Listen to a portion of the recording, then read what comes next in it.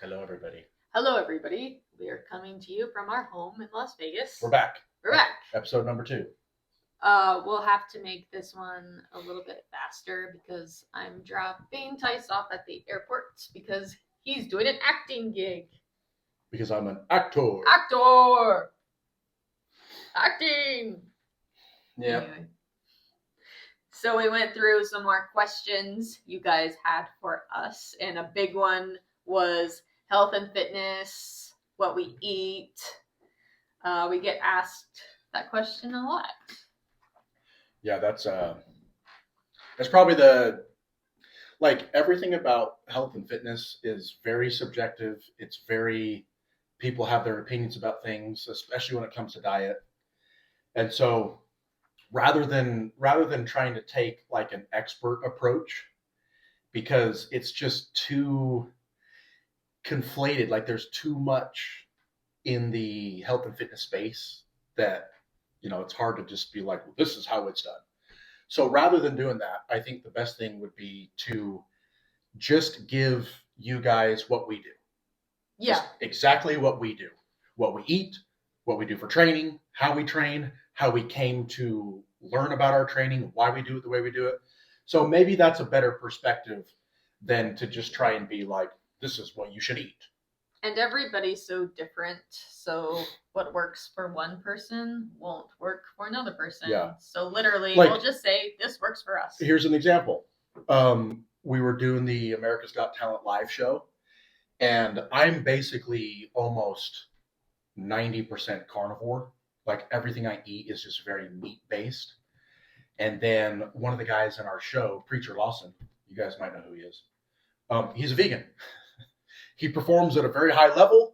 He's fit. He's smart. He's got his crap together. And then, so talk about polar opposites. So anyways, that's just kind of an interesting perspective. So, but I think the easiest thing would just be to start with diet, because I think the way we eat is a lot more unique than the way we do our fitness training and things like that. So I think we can just start with talking about the things we eat, why we eat the way we eat, kind of our system and stuff like that. So for us, both of us, we've come to find that an intermittent fasting approach has been the most beneficial for us. I think for me personally, the reason why intermittent fasting became a thing, I've known about it for many, many years, but I didn't start implementing it until a couple of years ago. And the reason why it's such a benefit for me, and one of the reasons why I use it so much, is because I just throughout my life kind of accumulated a lot of gut problems, lots of issues with digestion, things like that. And I started to notice that the more I would fast, the more I would do these longer intermittent fasts, I noticed my gut feeling a lot better. So that was like one of the first things that attracted me to the intermittent fasting, because I just felt so much better. So that was huge. And then what else? Do you have anything to add to that? Well, when we first got married, I feel like people would be surprised to hear that Tice had a lot of health issues. Yep. And with me, I wouldn't say I had a lot of health issues, but I would get headaches. But you think that's normal, right? You're like, oh, it's normal for people to get headaches. But for Tice, it was a lot more serious. And throughout our marriage, he had to experiment a lot with fixing his own health, because wasted thousands of dollars. He went to a lot of doctors and a lot of specialists, and it got to the point to where he was like, either I can live in misery and pain, or I can fix this myself. But he had to take responsibility for his own health, because I think he realized that he was the only one who could fix himself. And for me, when you're in your early 20s, when me and Tice first got together, I feel like you can get away with a pretty bad diet. So we were doing the diving shows, and I would just eat like a Pop-Tart, and then go to work.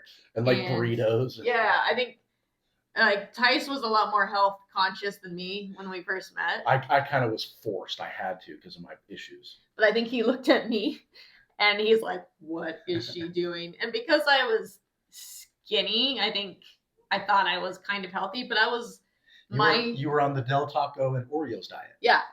Also, I had no money, so I would go to Del Taco and get a burrito for like $1.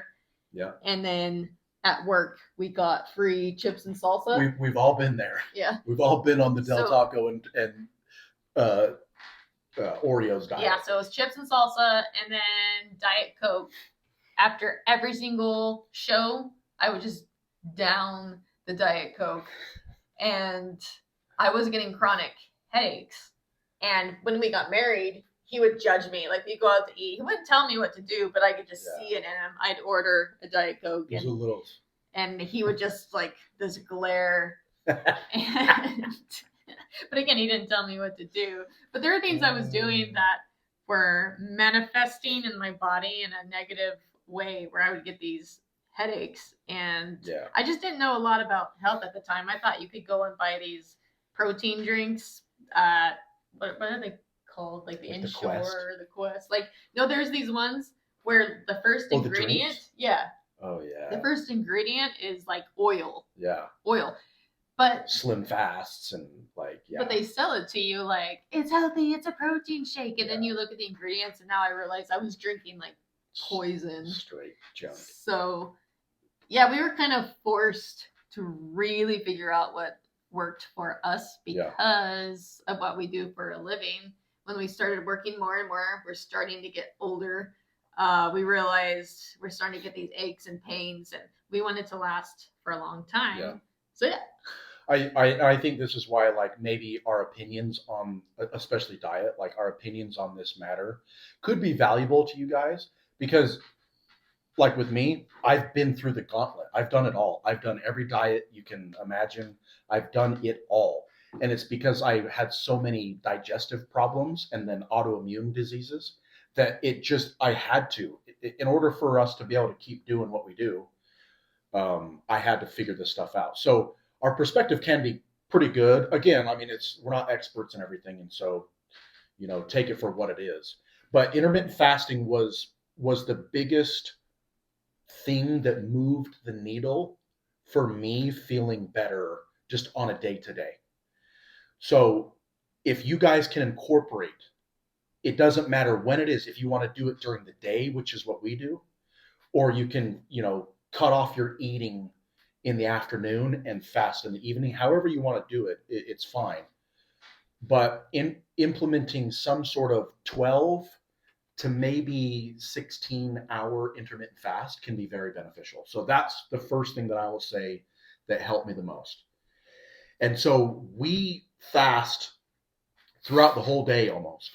And so we train in the morning or afternoon, and we train completely fasted. And what's amazing is after I've done this for months and then now years, I'm able to train harder, and my training sessions are more effective in a fasted state than when I eat. So that I never expected that. I just assumed I had to just do this and my training might suffer a little bit, but oh well. But actually, like, I train harder and my workouts are better in a fasted state, which is like awesome. So during this fasted state, what a fast means is no calories. We both coach people online, and sometimes we have to be very, very specific because they don't realize that when you fast, it doesn't just mean don't eat food. It means like no calories. Mm-hmm. So no like sugar drinks, no sugar coffees, like anything with calories, you keep it out for your fasting window. Well, and I was talking to my sister about this because she's like, that's easy for me because I don't eat. And then we realized that we had a miscommunication. She thought that meant she can drink whatever she wants and is still fasting. And I'm like, right. I need to explain this better. Yeah. So anything with a calorie. Any calories. Just so like, at least for that window, just pull it out. Yeah. Now, what you can use to kind of replace the calorie is a various forms of caffeine. So there's like black coffee that's calorie free. Just don't go to Starbucks and get the Yeah. coffee with the cream and the sugar and the Yeah. whipped cream. That's another thing. We have friends who are like, I don't know why I'm not losing weight because I don't eat anything. And then you realize it's they're drinking 1,500 calorie drinks. It's the worst thing you could actually do. Yeah. So caffeine is calorie free. So if you do it in the form of a black coffee, you could do it in the form of a plain green tea. You can do it in the form of, they have these little like caffeine pills. They're like a little, it almost looks like a multivitamin, but it's just caffeine. You could do it that way. Yerba mate is a tea that's high in caffeine, that's calorie free. So it actually, and I would suggest to add in like some form of caffeine because it helps with the fat burn. When you ingest caffeine, it helps mobilize fat cells and helps you burn them. And then when you're in a fasted state, it makes it even better. And I sweeten mine with stevia. Oh yeah, I love stevias, but Tice is just nothing. Yeah. He just likes his just you can do plain. You can do a stevia or like an artificial sweetener. I would just be cautious about which artificial sweetener that you're going to use, because it's like some of those things can be really toxic. But for the most part, from what we understand, is stevia is relatively neutral. Like you're probably going to be fine. It's probably not bad for you, and it's calorie free. So if you want to mix that in a green tea, a coffee, however you want to do it, that's fine. But just try to implement a intermittent fasting window of some kind, and I think that's going to be the biggest needle mover for anybody dealing with any type of problem. That's very, very beneficial. I think you should walk through exactly what you eat in a day for the men, because I feel like a lot of men want to know exactly what you eat. Yeah. So you do that, and then I'll tell the women what I do. Yeah. So I'll just give you an idea of exactly how this looks. So I stop eating in the evening somewhere around 8:45 to like 10-ish, somewhere in there. Sometimes it's earlier, sometimes it's a little bit later.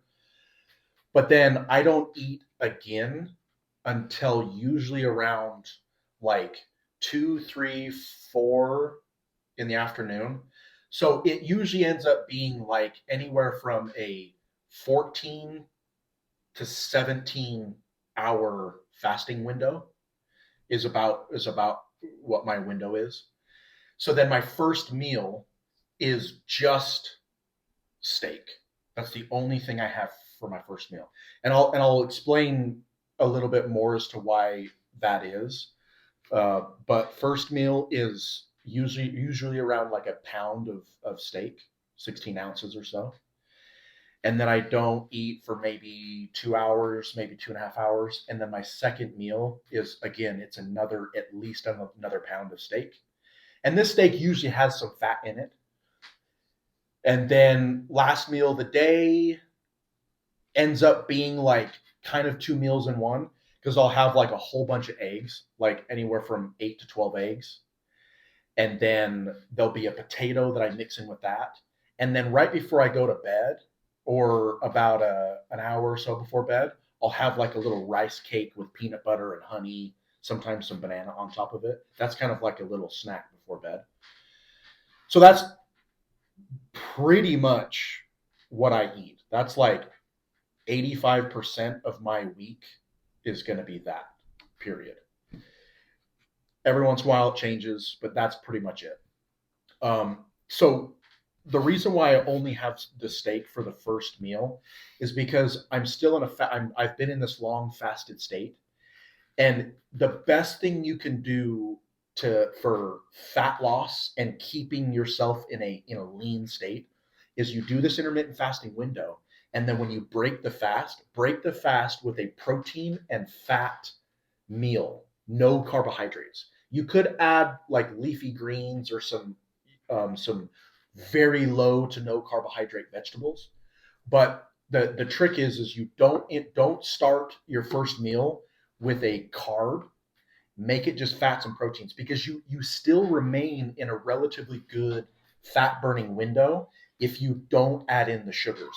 The second you add in the sugars, that's when you kind of the switch flips, and now your body recognizes that now there's. Not really. Oh, Jackson's here. But if Ezra wants to play, so Ezra hates the rain, but if he's home, I'll use this to there you go, cover dude. him. Oh, that's a perfect rain hat. Yeah, I'll use this. Very nice. All right. Is he out of school? Yeah, he's still in school. He wants to play with his friend.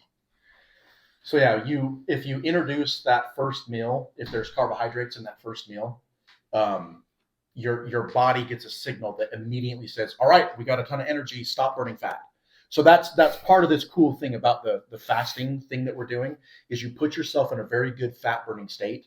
You do your first meal that is proteins and fats. That way you don't get right away. That signal isn't as strong where it's like, oh, we got a ton of carbohydrates to use, so we can just turn off the fat burning mode and use this source of fuel. You can remain in a very good fat burning state if you just do a protein and fat meal first, and then you save your carbohydrates towards the end of the day. And for me, it works out fantastic. I sleep better when I have my carbs towards the end of the day. I stay in a really long fat burning state throughout the day because I don't have the carbs early in the day. My mood, my energy, everything stays very level and stable throughout the whole day. And at the end, I introduce the carbohydrates. That gives me this blood insulin spike. And then I try to time it to where after I've had those carbohydrates, as I get that insulin spike and I start to get sleepy, I try to just go right to bed with it. So it helps me with everything: sleep, my gut issues, energy, everything. So that's kind of my little protocol that I use for diet. And then for me, I get a lot of questions from women wondering, tell me exactly what you eat. And for me, I found that if I keep my first 2 meals of the day extremely plain and bland, that's what works for me. And you all don't have to do that, but it helps me because I love sugar. I'm like addicted to sugar. And if I start my day with sugar, it's like I can't stop. It's like the crazy. So what I do is I save that for later. But besides that, I also noticed that I just feel so much better if I do that. We were doing a show in Malta with Cirque du Soleil, and we were doing the roller skating. And there were a couple shows where we'd get done performing, and I would run off stage and throw up in a trash can because something I ate made me feel sick because we're spinning around like crazy. And I'm like, okay, I have to fix this because I can't do this every time we perform. And I noticed the biggest difference was when we were doing a show where we were doing both trapeze and roller skating, and I knew I had to eat really healthy because we were doing 2 shows a day, both the acts, so it was a lot. And I'm like, we can't afford to get injured right now. So what I found was sweet potato and beef. If I eat sweet potato and beef, with my body, I didn't feel nauseous. I wasn't getting weird like acid stuff coming up in my throat. I didn't get injured at all that contract. So I'm like, this works for me. This really actually works for me. So I eat breakfast normally around 2, 3 or 4 p.m. And it's 4 ounces of plain beef and 4 ounces of sweet potato with just a little bit of like sugar-free ketchup. Like Tice, he just eats it completely plain, but I need a little bit of flavor. But the reason I only stick to those 2 foods is because I can go and do trapeze, and I know that my gut can handle that in my stomach when we're like flipping around and stuff. But you don't necessarily have to do that. I would say like every day has to be beef and potatoes because I know that's boring. That's just what works for me. And you can add the sugar-free sauces on it, but you can do chicken. You can do broccoli. I don't do broccoli because it makes my stomach hurt. So and I'm bloated, and I don't want to be on stage being all bloated. But just a lean protein and some kind of not processed carb. So that's why I do the sweet potatoes. And basically I'm like saving my cheat meals for later in the day. So if you were to start your day off with like a donut and it tastes delicious, right? And then lunch you're like, I'm gonna have a sandwich and it's just full of all these like the breads and stuff. Yeah. And then you get home from work and what do you want to do? You want to watch Netflix and just eat. Which I love to do. Yeah. So I tell myself, I'm saving these bad calories for when I get home from work because then I haven't spent the whole day eating just, cookies and french fries and donuts because I'm like, I only eat this throughout the day. And then when I get home, that's when I have my cheat meal. And people would be really surprised if they saw how much I could eat when we get home. Like Tice sees it. So you can eat a lot. Yeah. We get home and also you just make healthy choices with your cheat meals too. So when we go to the grocery store, I love ice cream. Look at the ingredients and if there's a bazillion ingredients and you can't even read what the words are, don't buy that one.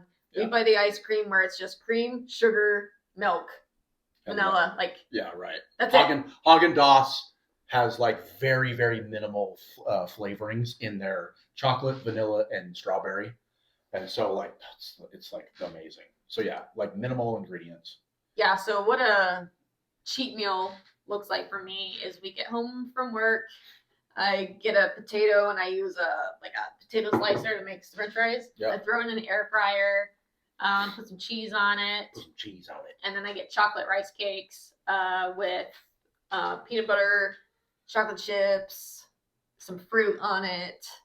I love cereal, so I try and get the cereal where it's just like minimal ingredients. Yep.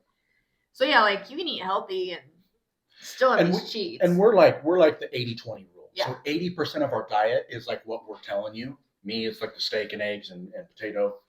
But 20% of the time, and we go get sushi every once in a while. Like we'll have some ice cream every once in a while.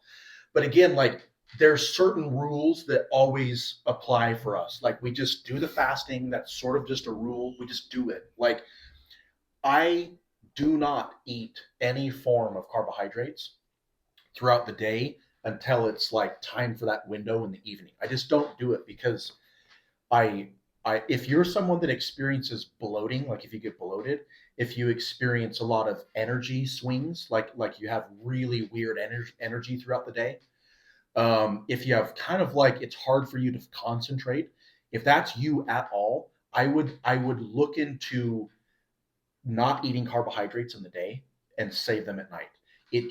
There's just a lot of people that don't do well on a high carbohydrate diet. And if you experience any of those things, then try this. Try to backload the carbohydrates at the end of the day and not in the morning and afternoon. And so those rules apply. We always are fasting. We always, have our more of our cheat foods or like any heavier carbohydrates at the end of the day. But then, we every once in a while at night, we'll go out to eat, have burgers, we'll have fries, we'll have some ice cream. Like we do that every once in a while. So. Well, and since we've made these changes, I don't get headaches like I used to. Yeah. People would be surprised when I say I eat at least a pound of meat a day. Yeah, at least, yeah. So I eat like 2.5 to 3 pounds of red meat a day. So yeah. And it's so funny because because I go get blood work and stuff done all the time, and my blood work is great. If I told a doctor that I'm eating 3 pounds of red meat a day, he would think that I would just be like a heart attack waiting to happen. And so I think, and again, like that everybody has their opinions. I think red meat's a superfood.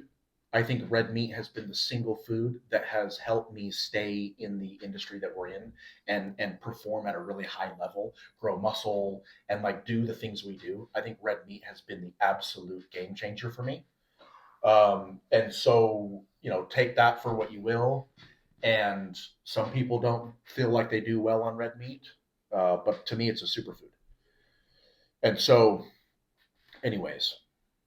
Yeah, that being any said, other comments on diet, or should we move on to like fitness? Well, yeah, like we're not doctors, but Right. we have been professional athletes for a while, and this is what has worked for us. And this would be super helpful if, when you guys watch this, if you could leave comments on any questions about diet, because this is where like I have spent the most of my life diving into diet stuff.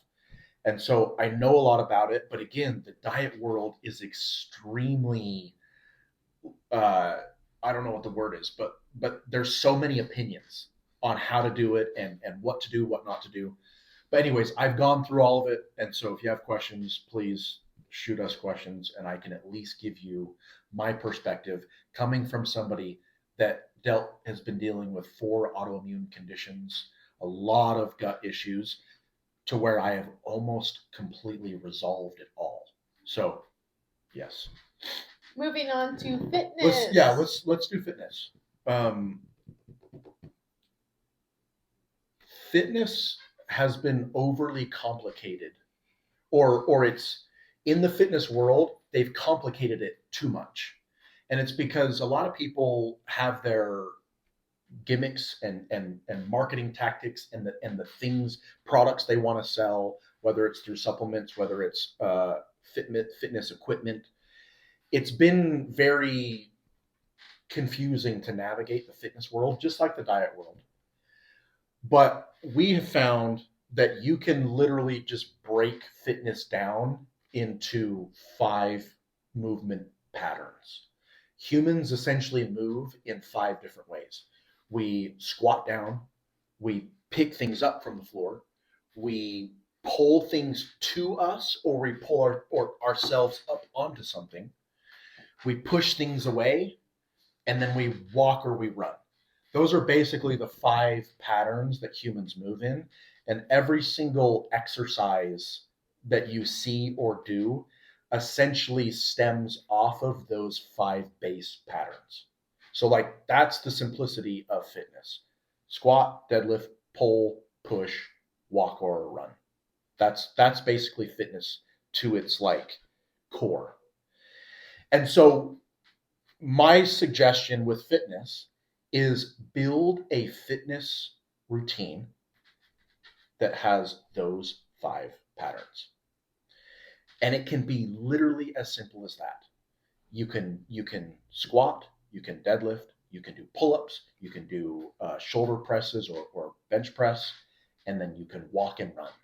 If you did those 5 patterns and structured that in a weekly fitness structure, whether it's 3 days a week, you're doing all the exercises on 3 days a week, or you can pick, squat day, deadlift it, like however you want to do that. But if you do those 5 exercises and build that into a routine, and you only ever did those ever for the rest of your life, I guarantee you would still be fit. That's how simple the fitness world is. Now, obviously, when it comes to sport specific things, you can get a lot more in depth, but those 5 movements basically sums up fitness in my opinion. And then I'll go through, and just to give an example of what I do for training. And what I do is a little extreme. So I wouldn't say, oh, you need to work out 2 times a day like I do. I do that because we're athletes and I just have to keep myself at a certain level. But wake up, get Jax ready for school. Usually Tice takes him to school, and I do fasted cardio, which is 30 minutes of just walking on an incline. And then if it's a work day, we'll go to work, and after we've done our trapeze routine, I'll go to the training room and do a 30-minute circuit workout. So that's 2 workouts, right? But you don't need to do that to get healthy. So if I were training somebody, like my mom wanted to lose some weight, and she lost like 20 pounds by just walking. Yeah. Literally, that's all you have to do. Yeah. You just need to move. Walking's the best fat loss exercise that you can do. It's amazing. So if somebody were to come to me and say, I just had a baby, or I'm getting ready for a wedding or a photo shoot, and I just want to lose 20 pounds, literally just walk 30 minutes a day on an incline. If you can make it an incline, it's even you will lose weight. Yeah. You just will. Yeah. So you don't need to be like me and like be like, I'm gonna do circuit training and workouts and all this. That's what I would say. And also, girls, if you're trying to lose weight, don't do arm day. Like, don't go to the gym and do chest day and burn 0 calories. Yeah, you go do an arm day. You go do an arm day and you gain calories doing. Yeah, you only need to do that if you like actually want to build muscle in your arms. But I don't. Yeah, you just don't burn any calories on an arm day. I don't do that. I don't train arms at the gym. I only train legs because you'll burn a lot of calories. Yeah. I'm trying to get my legs and my butt bigger, so that's why. But for girls, you'll burn calories training legs and doing squats, but arms, you're not gonna get your heart rate up that high. Yeah. You know? So I do train shoulders a little bit just for conditioning for trapeze, and then I do body weight training, but 0 arm days for me at the gym. I don't do it. I always find it's so funny to me. I'll see these trainers at the gym and they've got like heavier set, like overweight people, and they're doing like an arm day. And I'm just like, this is the biggest waste of time and money. Like, why? I mean, it's better than doing nothing. It's better than doing nothing, but it's like there's better ways. It's about as waste of a time as you can get, especially for you'll lose more weight going for a hike. Like if that's your goal is losing weight, but like for a lot of men, it's different because they want to build muscle, and then females too. And it's like you can, if you're going to do an arm day, you can build some muscle there, but you're not going to be burning any fat. That's not the way it works. So, kind of continuing with any of the exercise stuff, it'll obviously, depending on your goals, things will change. But again, those 5 movements that we talked about, those you can build a very fantastic exercise program off of those things. When you're incorporating a fitness program, you want to make sure that there's a component of strength. There's a component where you're trying to build hypertrophy, so muscle building. There's a component where you're focusing on mobilizing your body, so that could be deep squats. That could be doing full range of motion for the mobility side of things. You want a stability component. Make sure that you're doing things that incorporate stability, and then you want to make sure you're improving your cardio. So along with the 5 exercises, there's those 5 components: the strength, muscle, stability, mobility, and cardio. You want to make sure that you're encompassing all of those within a workout program. I train in every way. I want to be really strong. I want to be muscular. I want to be fast. I want to be mobile.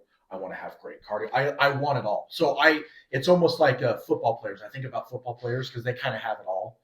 They're fast, they're strong, they're muscular, they're agile. Like that's what I want. So I train in that way a lot. A lot of my training is like that, and then a lot of my training is just pure like trying to build muscle. And then obviously we do our aerial acrobatic training. I'll also tell people you don't do a lot of cardio because the way you train. Yeah. How would you? Yeah, I'll explain that. So I don't run. I do no like 0 running. I do a lot of walking, but where my cardio comes from is how I train. So here's an example: like the squat, the deadlift, pull-ups, push-ups, walking. I'll build an exercise program where I'll go straight from like heavy squats. So I'll do like 5 to 6 or 5 to 8 reps on a squat. I'll rack that and I'll go immediately, no rest. I'll go immediately to a deadlift where I'm doing like 5 to 8 reps on a heavy deadlift. I'll drop the deadlift and I'll immediately go to like shoulder presses and I'll do heavy shoulder presses. I'll put that down and I'll immediately go and do pull-ups. And right after pull-ups, I'll immediately do some form of a sprint. So whether it's on a fan bike, or whether I'll do, sometimes I'll just do really heavy farmer carries where I'll hold heavy dumbbells and walk really quickly. Or sometimes I've done where I'll just do a quick sprint on a treadmill or something. So anyways, when you train that way, you're encompassing everything. You're getting a lot of cardio in there. you're going to get stronger, you're going to build muscle, you're going to get very stable. And so I train that way a lot of the times. A lot of volume, very minimal rest in the training, heavy weights. That's the way I do cardio, basically. That's you where should, most of my cardio comes from. see him. He's a sweaty mess by the time he's done. So that's a way you can gauge if you're exercising and you're not showing signs that you're working hard. That means you're not working hard enough.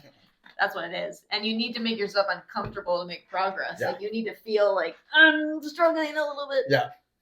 Yeah. So I would suggest having somebody put together a program that really kind of fulfills those needs. You need to be focusing on all of those components for it to be kind of a well-structured fitness plan. So that's the way I do it. I rarely go to the gym and do an arm day. Arms comes in after I've done like a really aggressive, high volume workout. And my rests in between sets are very short. Sometimes there's no rest. And I just think that's the best way to do it. I go to the gym, and if I'm doing a typical just like a chest day, it just doesn't, I just feel like I'm not doing anything. You know, there's too much rest in there. So anyways, that's what I would suggest for any type of fitness stuff. If you have questions about that, let us know. We can help out. Let's talk about the other unique things that we do, and that sort of falls into the category of like our longevity. Okay. So like cold plunge, sauna, stuff like that. He made a sauna in our backyard. He ordered this tent thing that's made to grow weed, right? Is that what it is? Some of you have probably seen the shenanigans in our backyard. I built my own sauna.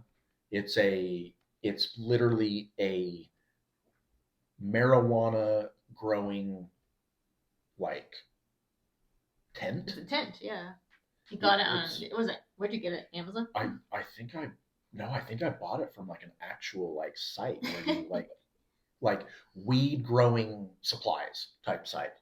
Anyways, that's not what I use it for. I get in it. It's like a 3 foot by 3 foot by 6 foot little zip up tent thing. And I bought a bunch of near infrared lights, and I put the lights in there. I get in it, and inside of it's very reflective. And so I just get inside there for about 10 to 15 minutes, and I just do air squats. It gets up to at least like 150 degrees in there, and I'll just do air squats, and I just sweat like an animal. In his little man panties. In my little man panties. It's a sight to behold. Yep. So my like morning regimen is I jump in my little like ghetto built sauna, like super ghetto built. I get in the sauna, I get out, I hose off with the hose. And then I have I bought a chest freezer, a 6 foot chest freezer. And we've got it plugged in our backyard. And I've sealed all of the inside of the chest freezer with like a sealant. And then I fill it full of water and turn the freezer on. And it sits around like 39 degrees. And so I'll go from my sauna, hose off, and I'll get right into the cold plunge. And make sure you unplug it. Make sure you unplug it. Yes. He unplugs it before he gets in. It's like the greatest like morning routine you could ever do. Having go from the heat to the cold like that is fantastic. A lot of people ask me why the cold plunge. And what's funny is it's so uncomfortable. It never feels good. Every time you get in it, you're like, this sucks so much. So what I do when I get inside in my head, I think like, you can do this. Like I think about people who were on the Titanic and they were stuck in the ocean. I'm like, don't be a wuss. Like you just need to do, because I do it for like 2 or 3 minutes. You're not gonna die. Think about the people who actually were stuck in a ice water and they died, and like life was so much harder back in the day. Like now we have heat and I can just go inside and get in the hot shower. Well, our ancestors didn't have that. They had to be cold and freezing. Mm-hmm. So I just tell myself like, man up. You can do this. There's a lot of science, and the problem is like they've been studying cold plunge stuff for not too long, so there's not like a crazy amount of hard, good science around it. So rather than like get crazy into any science stuff, for me, it's man, I can't. There's nothing that helps me more in terms of full body inflammation, like lowering the inflammation in my whole body. The cold plunge is the number one thing that helps with that. And I like to do the cold plunge in the morning before I work out because it's like this, like I It'll wake you up. yeah, it'll wake you up for sure. But you accumulate a lot of inflammation throughout the day doing what you do. And then in the morning I wake up and it's like a dump. It's like a inflammation dump. It's like taking a big dump. Big old inflammation dump. And then I'll go train. And it's like when I train after doing a cold plunge, I'm so much more, the aches and pains are lower. I can just tell there's lower inflammation in my body. And it's a really great way to get yourself like prepared for the gym. Just low